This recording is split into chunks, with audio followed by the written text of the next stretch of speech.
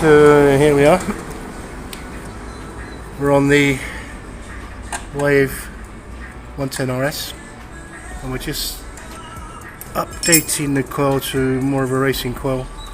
Not because we have to, but the existing coil's been on there for about 10 years, so it's had a good time in there. You gonna cut or not? Long. Yeah, it can cut off a bit. Cut the HT lead off a bit. The spark plug's going to be replaced. We had a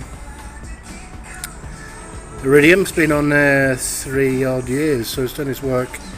But the centre's starting to get a bit thin, so it's going to be replaced with virtually the same iridium spark plug, but this one's got three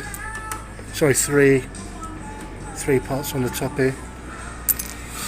And we'll see how it goes.